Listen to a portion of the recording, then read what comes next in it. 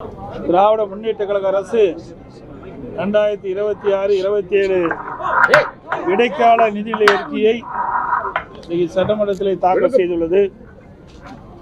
கடந்த 5 ஆண்டுகளாக தமிழக மக்களை வாட்டி வைத்த திராவிட மாடல் என்ற பெயரால் நடத்தப்பட்ட ஏமாற்று மாடல் திமுக அரசு தனது கடைசி பட்ஜெட் பேரவையில் தாக்கல் செய்துள்ளது. இன்று காலை நாங்கள் தமிழ்நாடு சட்டமன்றத்தில் மாபெரும் காதுகுத்து விழா அழைப்பதிலை அனைத்து ஊடக நண்பர்களுக்கும் அளித்திருக்கின்றோம். அதை நீங்கள் பார்த்திருப்பீர்கள்.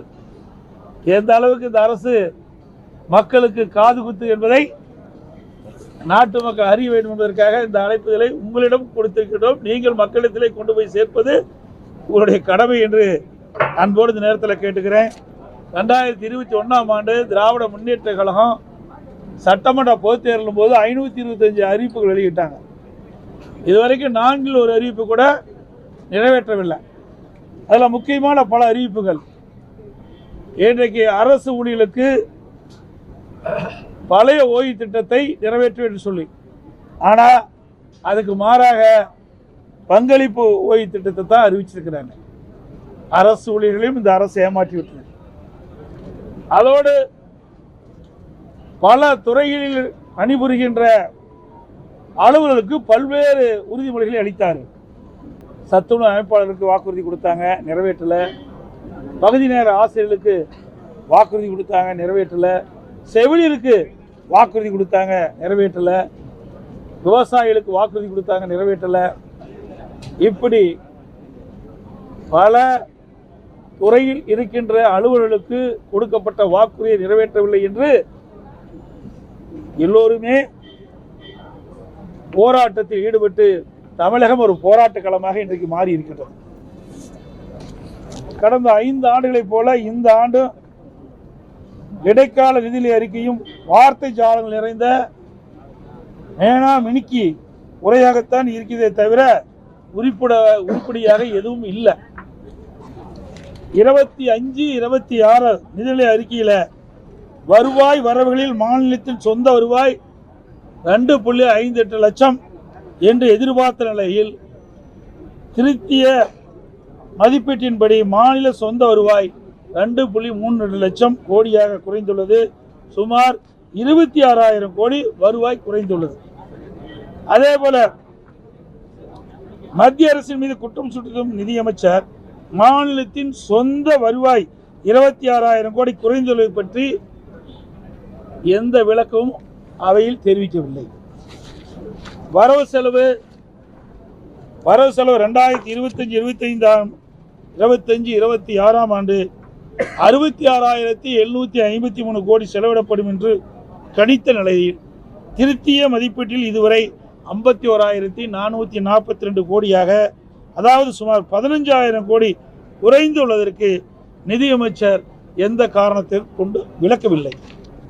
நிதி பற்றாக்குறை 24-25 96,000 கோடி என்று கணித்த நிலையில் இந்த கணக்கின்படி அது 1,01,000 கோடியாக, அதாவது 5,000 கோடி அதிகரித்துள்ளது. 2025-26ஆம் ஆண்டு 1,08,000 கோடியாக நிதி பற்றாக்குறை இருக்கும் என்று கணிக்கப்பட்ட நிலையில் திருத்திய மதிப்பீட்டில் இது 1,24,000 கோடியாக உயர்ந்துள்ளது.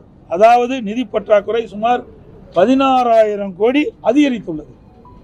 2026-27 இடைக்கால பட்ஜெட்டில் நிதி பற்றாக்குறை 1,22 லட்சம் கோடியாக இருக்கும் என்று குறிப்பிட்ட நிலையில் திருத்திய மதிப்பீட்டில் கண்டிப்பாக இது உயரும். இந்த ஆண்டு நடப்பாண்டு 2026-27 1,22,000 கோடி பற்றாக்குறைக்கு சொல்றாங்க. திருத்திய மதிப்பீடு இன்னும் குறை இருக்குது. இவ்வாறு நிதி பற்றாக்குறை அதிகரித்துக் கொண்டே சென்றால் அதை ஈடு செய்ய மக்கள் மீது வரிச்சுமை மற்றும் கடன் வாங்கும் அளவு கூடும். இது மாநில வளர்ச்சிக்கு உகந்ததல்ல. திரு ஸ்டாலின் ஆட்சிக்கு வந்தவுடன் திரு ரகுராமன் ராஜன் அவர்கள் தலைமையில் நிதி மேலாண்மை குழு அமைத்து மாநில நிதிநிலை சீர் செய்யப்படும் என்று சொன்னாங்க. இதுக்கு ஒரு நிபுணர் குழு அமைச்சாங்க. இந்த நிபுணர் குழு அமைத்த பிறகுதான் அதிக கடன் வாங்கியிருக்கிறார் தமிழ்நாட்டில்.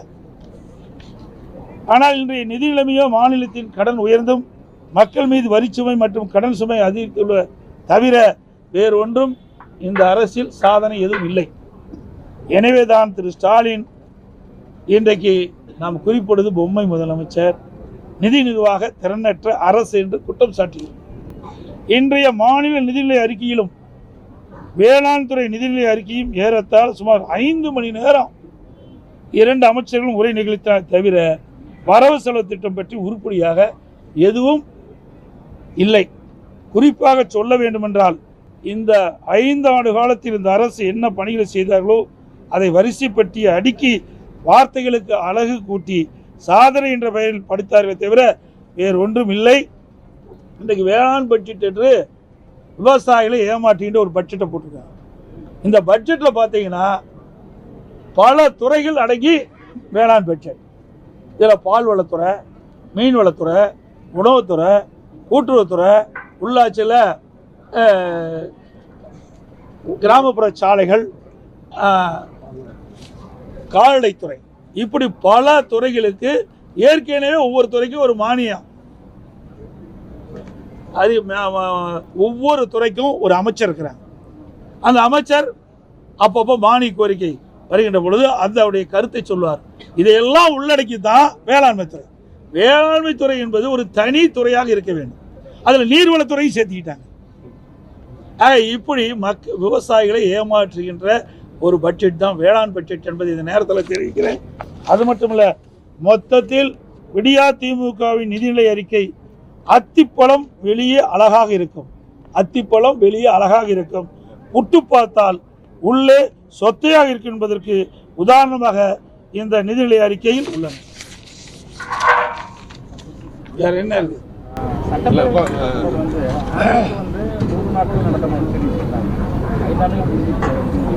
இதெல்லாம் சட்டமன்றத்தில் பேசலான்னு இருந்தேன், நீங்க இப்பவே கேட்டுட்டீங்க.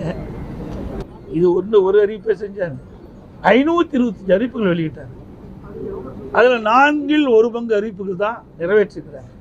எஞ்சிய அறிவிப்புகள் நிறைவேற்றப்படல. இதற்கு வெள்ளை அறிக்கை வெளியிட வேண்டும் என்று நான் அடிக்கடி குறிப்பிட்டேன். ஊடகத்தின் வாயிலாக, பத்திரிகை வாயிலாக, சட்டமன்றத்தில் தெரிவித்தேன். அதுக்கு பதிலே இல்லை. ஆனால் முதலமைச்சர், திராவிட முன்னேற்ற கழகத்தில் இருக்கின்ற அமைச்சர்கள் பெரும்பாலானவர் 95% அறிவிப்புகள் நிறைவேற்றப்பட்டதாக சொல்கிறாங்க. அத்தனையும் போய் நீங்கள் கேட்ட மாதிரி சட்டமன்றத்தில் ஒரு வருடத்திற்கு 100 நாட்கள் சட்டமன்ற நிகழ்ச்சி நடைபெறும் என்று சொன்னாங்க. ஆனால் மொத்தமே ஒரு 140 நாள் தான் இருக்குன்னு நான் கருதுகிறேன்.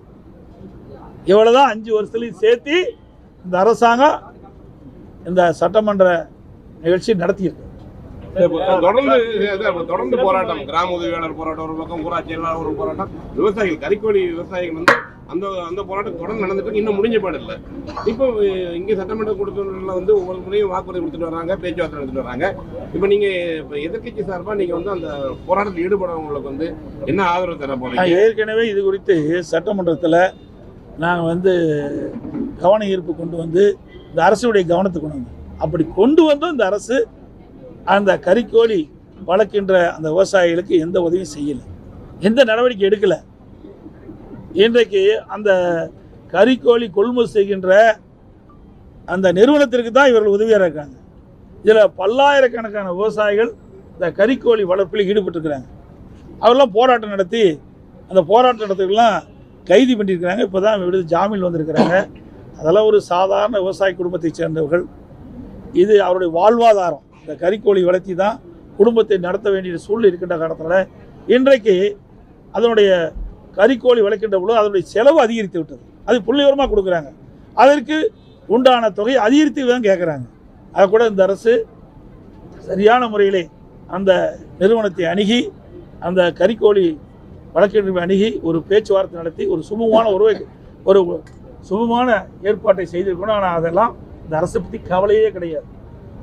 அதை பற்றியும் கவலைப்படுறது கிடையாது. எவ்வளோ போராட்டம் பண்ணாலும் அதை பற்றியும் கவலைப்படுறதில்லை. இன்னைக்கு விவசாயிகள் பற்றி கவலைப்படுறதில்லை, பொதுமக்களை பற்றி கவலைப்படுறதில்லை. ஒட்டுமொத்த மக்களையே பற்றி கவலைப்படாத ஒரே அரசாங்கம் திமுக அரசாங்கம்.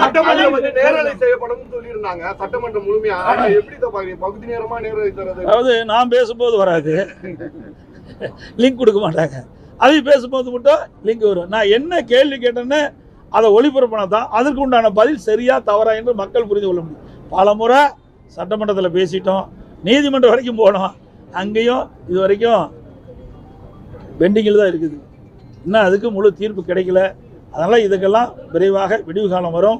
இந்த கூட்டத்தொடரோட இன்னும் இன்றைக்கி அலுவல் ஆய்வுக்குள் நடக்குது, இன்னும் எத்தனை நாள் நடக்குன்னு தீர்மானிப்பாங்க. அந்த நாட்களோட இந்த ஆட்சிக்கு முடிவு கட்டப்படும். மீண்டும் அனைத்து இந்திய அண்ணா திராவிட முன்னேற்ற கழக தலைமை தேசிய ஜனநாயக கூட்டணி இணைந்து இன்றைக்கு மிகப்பெரிய ஒரு கூட்டணி அமைச்சிருக்கிறோம், வலிமையான கூட்டணி அமைச்சிருக்கிறோம். எங்கள் கூட்டணி நடைபெறுகின்ற சட்டமன்ற பொதுத் தேர்தலில் அதிக இடங்களில் வெற்றி பெற்று அதிமுக ஆட்சி அமைக்கும் என்பதை தெரிவித்து அனைத்து ஊடகங்களுக்கும் நன்றி, வணக்கம்.